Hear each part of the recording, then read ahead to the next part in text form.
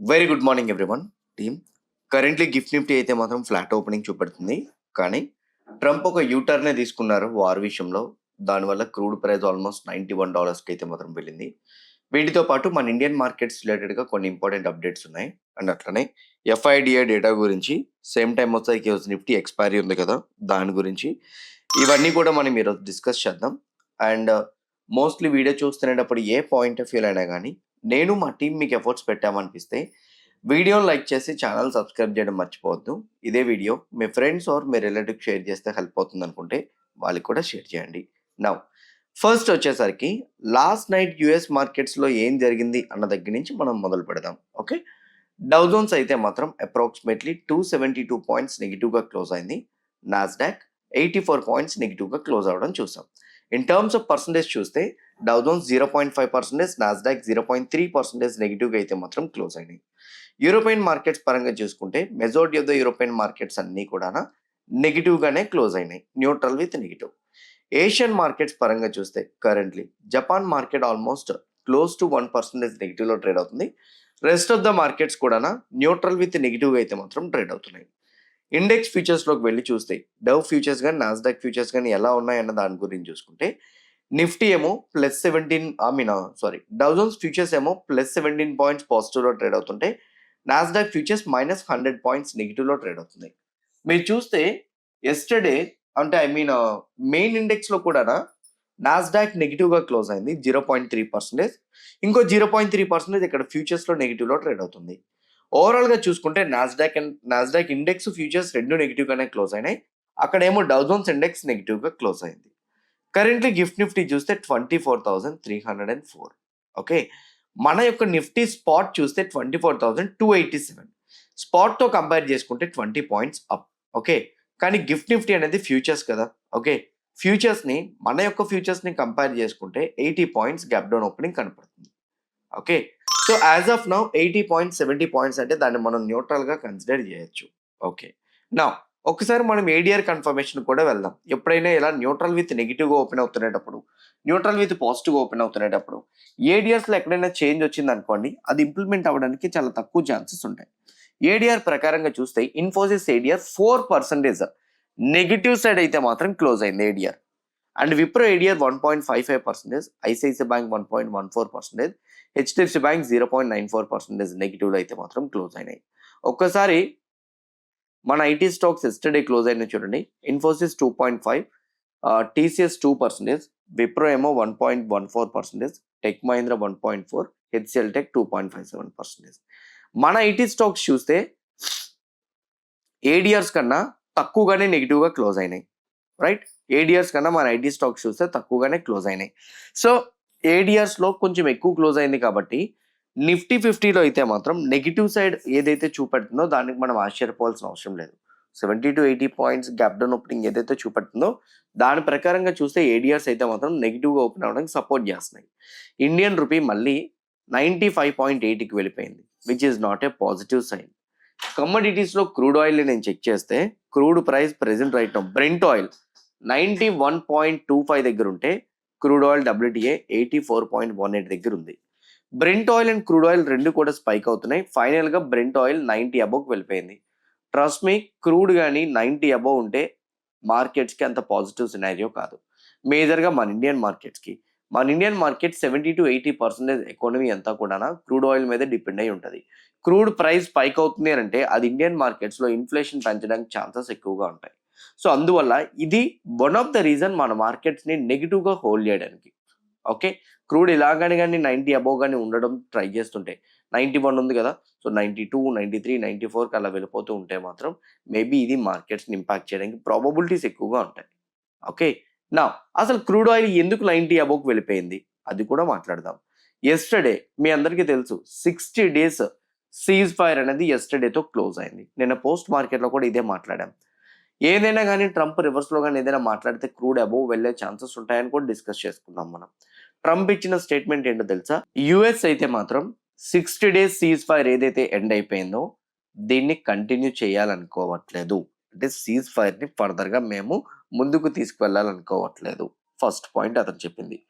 2, straight of Hormuz దగ్గర Iran ఎలానే కానీ కంటిన్యూస్గా కంట్రోలింగ్ చేస్తామని పట్టుబడితే ఇరాన్ పైన ఇంకా శాంక్షన్స్ని విధిస్తాము. ఇంకోటి ఏంటో తెలుసా, ఓమాన్ ఇరాన్తో డీల్ కుదుర్చుకోవడానికి ప్రయత్నిస్తుంది. ఇది మా ప్రిన్సిపల్స్కి అగేన్స్ట్. ఒకవేళ కానీ ఓమాన్ ఇలానే కానీ ఉంటే మాత్రం ఓమాన్ పైన మేము అటాక్ చేస్తామని చెప్పి యుఎస్ వాళ్ళు చెప్పారు.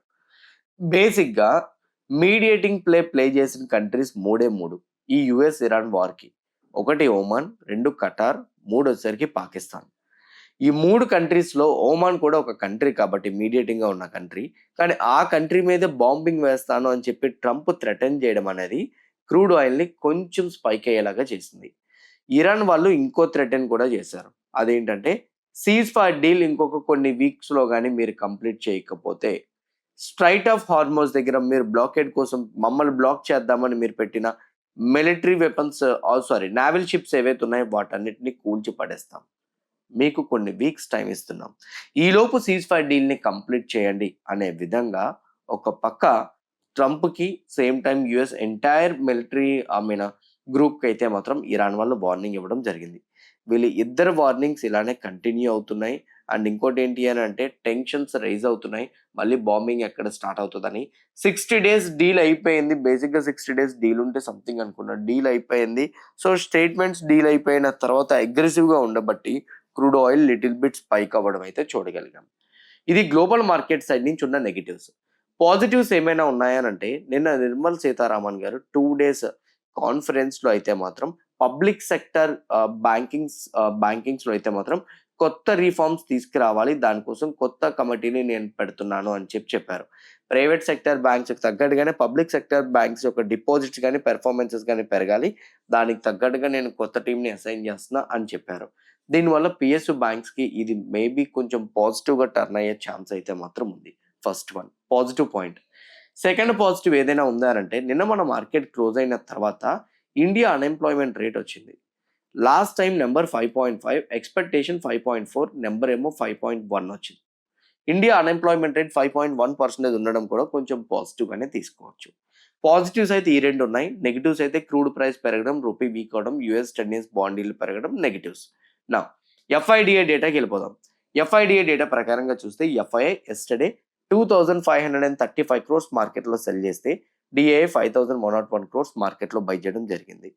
వాళ్ళు ఎఫ్ఎండ్ఓలు బిల్ చేసిన పొజిషన్స్ చూస్తే ఎఫ్ఐఐ ఇండెక్స్ ఫ్యూచర్స్ సైడ్ 1,82,000 పొజిషన్స్ని బిల్ చేశారు. ఎస్టర్డే ఒక్కరోజే 2.5% పొజిషన్స్ని ఎక్స్ట్రా షార్ట్ బిల్డప్ చేయడం జరిగింది. ఈవెన్ ఇన్ఫ్యాక్ట్ ఇండెక్స్ ఆప్షన్స్లో చూస్తే 7,30,000 పొజిషన్స్ ఉన్నాయి. అండ్ ఫ్రెష్గా పొజిషన్స్ అయితే మాత్రం యాడ్ చేయలేదు, బట్ కొంచెం షార్ట్ కవరింగ్ చేసినట్టు కనపడుతుంది.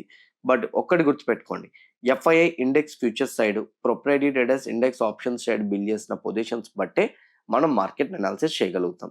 వీళ్ళేమో ఫ్యూచర్స్ సైడ్ నెగిటివ్ పొజిషన్స్ ఉన్నాయి, ప్రొప్రైటరీ ట్రేడర్స్ ఏమో ఇండెక్స్ ఆప్షన్స్ సైడ్ 63,000 పొజిషన్స్ని పెట్టుకొని ఉన్నారు.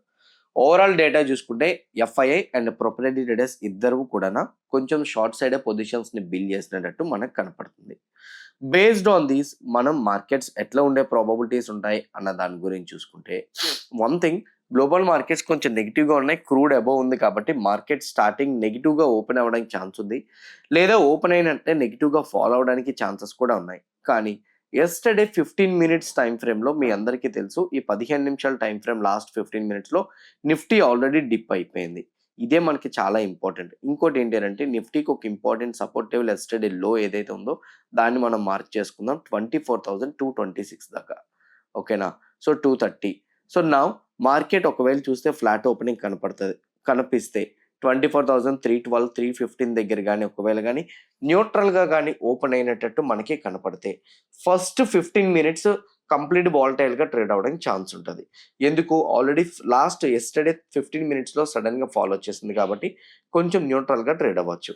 ఎనీథింగ్ ఒకవేళ న్యూట్రల్గా ట్రేడ్ అవుతున్నప్పుడు నిఫ్టీ 50లో కరెక్షన్ రావడం స్టార్ట్ అయ్యింది అని అనుకోండి. లాస్ట్ 15 minutes క్యాండిల్ యొక్క లో చూడండి.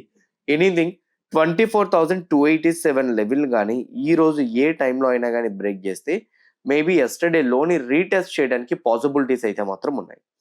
ఎనీథింగ్ ఈ 24,230 లెవెల్ కూడా బ్రేక్ అయితే స్లోగా నిఫ్టీ 50లో ఫాల్ చూడొచ్చు. నిఫ్టీ 50కి 24,230 అనేది ఇంపార్టెంట్ సపోర్ట్ లెవెల్. ఎనీథింగ్ ఈ సపోర్ట్ లెవెల్ బ్రేక్ అయితే మనం ఫాల్ అనేది ఎక్స్పెక్ట్ చేయొచ్చు. సో ఈ మేజర్ ఫాల్ మనం చూడాలంటే మాత్రం నిఫ్టీ 50కి డెఫినెట్గా 24,230 లెవెల్ అయితే మాత్రం డౌన్ సైడ్ బ్రేక్ అవ్వాలి. ఒకవేళ కానీ పాజిటివ్ సైడ్ వెళ్ళడం స్టార్ట్ అయితే నిఫ్టీ 50కి నా పాయింట్ ఆఫ్ వ్యూలో నిఫ్టీకి పాజిటివ్ వెళ్ళాలంటే మాత్రం you can see here little bit నేను మార్క్ చేసిన 24,360. Anything 24,360 level higher side break అయితే స్లోగా మనం పాజిటివ్ సైడ్ 24,500కి ఎక్స్పెక్ట్ చేయొచ్చు. ఒకవేళ కానీ 24,360 లెవెల్ అప్ సైడ్ కానీ బ్రేక్ అవ్వకపోతే మాత్రం మేబీ స్లోగా డౌన్ సైడ్ వస్తూ 24,230ని రీటెస్ట్ చేయొచ్చు. అది కూడా బ్రేక్ అయితే ఫర్దర్గా డిక్లైన్ అనేది మనం చూడడానికి ఛాన్స్ ఉంటుంది. But it comes to the Sensex రిలేటెడ్గా చూస్తే ఎస్టర్డే ఓకే ఈ జోన్ నేను పక్కన పెడుతున్నా. ఓకే ఎస్టర్డే వచ్చేసరికి ఆల్మోస్ట్ సెన్సెక్స్ 77,850 దగ్గర ఎస్టర్డే క్లోజ్ అయింది. బట్ లాస్ట్ 15 మినిట్స్ ద్వారా 77,728 దగ్గరికి వచ్చేసింది. ఎనీథింగ్ సెన్సెక్స్లో ఒకవేళ కానీ డిక్లైన్ రావడం స్టార్ట్ అయితే మాత్రం 77,730 లెవెల్ ఏదైతే ఉందో ఆ లెవెల్ బ్రేక్ అవుతుందో లేదో చూడండి. ఓకే సో ఎనీథింగ్ ఒకవేళ కానీ 730 లెవెలే కానీ డౌన్ సైడ్ బ్రేక్ అయితే మాత్రం స్లోగా 77,500 వరకు చూడొచ్చు. 230 పాయింట్స్ డిక్లైన్ అనేది మనం సెన్సెక్స్లో చూడడానికి ఛాన్సెస్ ఉన్నాయి. ఎప్పుడు ఈ 77,730 బ్రేక్ అవ్వలేదనుకోండి అంత మేజర్ కరెక్షన్ అయితే మాత్రం మనం చూడం. సో మేబీ అప్ సైడ్ కనబడితే ఎంతవరకు కనిపించవచ్చు. సైకలాజికల్ నెంబర్ 78,000 అది కూడా బ్రేక్ అయితే 78,160. ఓకే నా when it comes to the bank Nifty పరంగా మనం మాట్లాడుకుంటే యాజ్ పర్ బ్యాంక్ నిఫ్టీకి వచ్చేసరికి ఎస్టర్డే ఫామ్ అయిన లో ఏదైతే ఉందో అదే నేను సపోర్ట్ లెవెల్గా అనుకుంటున్నా విచ్ ఈజ్ 57,130. బ్యాంక్ నిఫ్టీ ఒకవేళ కానీ ఫ్లాట్లో ఓపెన్ అవుతున్నా గ్యాప్ అప్ ఓపెన్ అవుతున్నా 57,500 ఏదైతే ఉందో సైకలాజికల్ నెంబర్ ఆ లెవెల్ బ్రేక్ అవుతుందో లేదో చూడండి. ఎనీథింగ్ 57,500 లెవెల్ కానీ డౌన్ సైడ్ బ్రేక్ అయితే ఫర్దర్గా మనం ఫాల్ చూడడానికి ఛాన్స్ ఉంటుంది. ఒకవేళ కానీ 57,500 లెవెల్ కానీ డౌన్ సైడ్ బ్రేక్ అవ్వకపోతే 57,500 నుంచి 700ని ఫస్ట్ రీటెస్ట్ చేయొచ్చు. అది కూడా బ్రేక్ అయితే 58,000 వరకు మనం మూవ్ చూడొచ్చు. When it comes to fin Nifty రిలేటెడ్గా చూస్తే ఫిన్ నిఫ్టీకి ఫస్ట్ నుంచి మనం మాట్లాడుతున్నాం 26,200. ఎస్టర్డే దాని బిలో సస్టైన్ అవడానికి ట్రై చేస్తుంది బట్ బౌన్స్ అయిపోయింది. ఈరోజు 26,200 కానీ ఒకవేళ డౌన్ సైడ్ బ్రేక్ అయితే స్లోగా ఫిన్ నిఫ్టీలో 26,100 వరకు డిక్లైన్ చూడొచ్చు. టెక్నికల్గా అయితే మాత్రం మార్కెట్స్లో ఉన్న సపోర్ట్ లెవెల్స్ని ఈరోజు రీటెస్ట్ చేస్తాయి అనుకుంటున్నాను. బ్రేక్ చేస్తే మాత్రం ఎక్కువ ఫాల్ ఇంకా కనపడుతుంది. రీటెస్ట్ చేసే ఛాన్సెస్ ఉంటాయేమో అని నా ఒపీనియన్. నా as per bit coin yesterday అయితే మాత్రం బిట్ కాయిన్ స్ట్రాంగ్గా బౌన్స్ అవుతూ 64,500కి రీచ్ అయింది. ఇప్పుడు రైట్ నా కొంచెం బ్రేక్ తీసుకుంటుంది. కానీ ఒక్కసారి మీరు హయ్యర్ టైం ఫ్రేమ్లో చూస్తే ఈ జోన్లోనే బిట్ కాయిన్ ఉండేటట్టు మనకు కనపడుతుంది. ఎనీథింగ్ ఈ జోన్కి ఒకవేళ కానీ అవుట్ సైడ్ వెళ్తే బిట్ కాయిన్ ఈజీగా 7,000 to 10,000 పాయింట్స్ వెళ్తుంది. డౌన్ సైడ్ కానీ వస్తే మాత్రం బిట్ కాయిన్ మాక్సిమం 5,000 పాయింట్స్ అయినా రావడానికి ఛాన్స్ అయితే మాత్రం ఉంది. ఎనీథింగ్ బిట్ కాయిన్కి 62,000 to 64,000 అండ్ ఆ నెక్స్ట్ లెవెల్ 65,500 దాని అబోవ్ కానీ సస్టైన్ అయితే పాజిటివ్గా చూద్దాం. లేదా ఇక్కడికి మళ్ళీ ఫాలో అవుతుంది అనుకోండి మళ్ళీ స్వింగ్ ట్రేడింగ్ మీరు ఇనిషియేట్ చేసుకోవచ్చు. ఇక్కడ నుంచి 5,000 పాయింట్స్ పాజిటివ్ సైడ్ తీసుకోవచ్చు. సో ఈ సపోర్ట్ లెవెల్స్ దగ్గరకు వచ్చేటప్పుడు కొన్ని స్వింగ్ ట్రేడ్స్ మీరు ఇనిషియేట్ చేసుకున్నా మీకు హెల్ప్ అవుతుంది అనేది నా ఒపీనియన్. కరెంట్లీ క్రూడ్ ప్రైస్ పెరగడం, US 10 years bond deals spike అవుతూ ఉండడం, వాటితో పాటు ఇండియా USD/INRలో ఇండియన్ రూపీ వీక్ అవుతూ ఉండడం, ఇది గోల్డ్ ప్రైస్ని అయితే మాత్రం కొంచెం వాలటైల్ సిచ్యువేషన్లో పెట్టేసింది. కరెంట్లీ గోల్డ్లో అయితే మాత్రం 4,350 డౌన్ సైడ్ బ్రేక్ అవ్వలేదు కాబట్టి ప్యానిక్ అవ్వాల్సిన అవసరం లేదు. ఇది బ్రేక్ అవ్వనంత వరకు ఈ రేంజ్లోనే కన్సల్టేషన్ ఎక్స్పెక్ట్ చేయండి. వన్స్ ఈ రేంజ్ కానీ బ్రేక్ అయితే మాత్రం మేబీ స్ట్రైట్ అవే 4,100 వరకు డిక్లైన్ చూడడానికి ఛాన్స్ అయితే మాత్రం ఉంటుంది. When it comes to the silver రిలేటెడ్గా సిల్వర్కి అయితే మాత్రం 63.5 ఇంపార్టెంట్ సపోర్ట్ లెవెల్, 63.5 నుంచి 67 ఇంపార్టెంట్ జోన్. ఎనీథింగ్ ఈ జోన్కి అప్ సైడ్ కానీ డౌన్ సైడ్ కానీ బ్రేక్ అయితే మనం మొమెంటం ఎక్స్పెక్ట్ చేయొచ్చు. యాజ్ ఆఫ్ నౌ ఆ రెండు బ్రేక్ అయినట్టు మనకు కనిపించట్లేదు. 63.5 లెవెల్ కానీ ఒకవేళ డౌన్ సైడ్ బ్రేక్ అయితే మనం డిక్లైన్ చూస్తాం. లేదని అనుకోండి 63.5 నుంచి 67 ఇన్ బిట్వీన్లోనే ట్రేడ్ అవడానికి సిల్వర్ కూడా ఛాన్స్ ఉంది. క్రూడ్ ఆయిల్ కానీ అలానే కానీ స్పైక్ అవుతుంటే గోల్డ్ అండ్ సిల్వర్లో డిక్లైన్ చూడడానికి ఛాన్సెస్ ఉంటాయి. గోల్డ్, సిల్వర్, బిట్ కాయిన్ వీటితో పాటు చాలా US స్టాక్స్ ఎస్టర్డే కొన్ని డిప్ అయినాయి చూడండి. మెటా 4% ఫాలో అయింది, అమెజాన్ 1.5, టెస్లా 1.8, ఎన్విడియా 1%, ఓవరాల్గా నాస్డాక్ అయితే 0.92%. ఇట్లా కొన్ని కరెక్షన్ అయిన ఉన్నాయి. ఇలా మీరు ఎప్పుడైనా US tech stocks, European tech stocks, Asians tech stocks మీరు ఆపర్చునిటీగా తీసుకుందాం అనుకుంటే కింద కామెంట్ బాక్స్లో నేను డెల్టా ఎక్స్చేంజ్ రిఫరల్ లింక్ ఇస్తున్నా. ఆ లింక్ క్లిక్ చేసి అకౌంట్ ఓపెన్ చేసుకోండి. Gold, silver, bit coin, global tech stocks అన్నింటిలో కూడా డిప్ అయినప్పుడు స్వింగ్ ట్రేడింగ్ తీసుకోవడానికి మీకు అకౌంట్ హెల్ప్ అవుతుంది. 2 అకౌంట్ లింక్ క్లిక్ చేసిన 5 మినిట్స్లో యాక్టివేట్ అయిపోతుంది. నెక్స్ట్ వన్ ఇంకోటి ఏంటంటే 24/7 మీరు ట్రేడ్ చేసుకోవచ్చు. లెవరేజ్ అనేది ఉంటుంది. సో లెవరేజ్ ఉన్న కొంచెం ఛార్జెస్ ఉంటాయి. దాని తర్వాత వచ్చేసరికి మీకు ఎక్స్పైరీ అయితే ఉండదు. So this is one of the major benefit. ఈ అకౌంట్ ఎలా యూజ్ చేయాలో తెలియకపోతే దాని కింద నేను యూట్యూబ్ లింక్ కూడా ఇచ్చా. ఆ లింక్ క్లిక్ చేసి మీరు వీడియో చూడొచ్చు. ఎలా యూజ్ చేయాలో మీకు తెలుస్తుంది. ఇంపార్టెంట్ స్టాక్స్ పరంగా చూసుకుంటే మరీ నిఫ్టీని, బ్యాంక్ నిఫ్టీని ఇంపాక్ట్ చేసేవి ఏం లేదు, కొన్ని ఉన్నాయి. షబ్నం సింహ అనే పర్సన్ అయితే మాత్రం present right now Sunil Bharti Mittal గారిని చైర్పర్సన్గా చేయడానికి సక్సీడ్ చేసినట్టు అప్డేట్ అయితే మాత్రం కనపడుతుంది. దాని తర్వాత అల్ట్రాటెక్ సిమెంట్ వాళ్ళు అయితే మాత్రం మేనేజింగ్ డైరెక్టర్ అండ్ డైరెక్టర్గా అయితే మాత్రం జేఎన్యూ అనే పర్సన్ అయితే మాత్రం అపాయింట్ చేస్తున్నట్టు అప్డేట్ అయితే మాత్రం ఉంది. పిఎన్బి హౌసింగ్ ఫైనాన్స్ కంపెనీ వాళ్ళు నాన్ కన్వర్టబుల్ డిబెంచర్స్ ద్వారా 10,000 crores ఫండ్ రేస్ చేస్తున్నట్టు అప్డేట్ అయితే మాత్రం వెళ్ళిస్తున్నారు. ఆంబర్ ఎంటర్ప్రైజెస్ కంపెనీ యొక్క సబ్సిడీ జేఐఎన్ ఎలక్ట్రానిక్స్ అనే కంపెనీ ఆంబర్ ఎంటర్ప్రైనర్స్కి 30.49 crore బోనస్ షేర్స్ అయితే మాత్రం అలాట్మెంట్ చేయడం జరిగింది. ఓవరాల్గా వాళ్ళ సబ్సిడీ కంపెనీలో వాళ్ళ స్టేక్ని 89.71% స్టేక్ని అయితే మాత్రం మెయింటైన్ చేస్తున్నట్టు అప్డేట్ కూడా ఇచ్చారు. ఇవి మేజర్గా ఉన్న అప్డేట్స్. నిఫ్టీని, బ్యాంక్ నిఫ్టీని ఇంపాక్ట్ చేసేంతలాగా అయితే మాత్రం ఇంకేమీ లేవు. హోప్ క్లియర్ కట్గా నేను చెప్పిన డేటా పాయింట్స్, ఇచ్చిన అనాలిసిస్, కనెక్ట్ చేసిన డాట్స్ మీకు హెల్ప్ అని అనుకుంటున్నా. ఎవ్రీథింగ్ హెల్ప్ అయితే వీడియో లైక్ చేయండి. ఛానల్ ఇంకా సబ్స్క్రైబ్ చేసుకోకుండా వీడియో చూస్తూ ఉంటే ఛానల్ కూడా సబ్స్క్రైబ్ చేసుకోండి.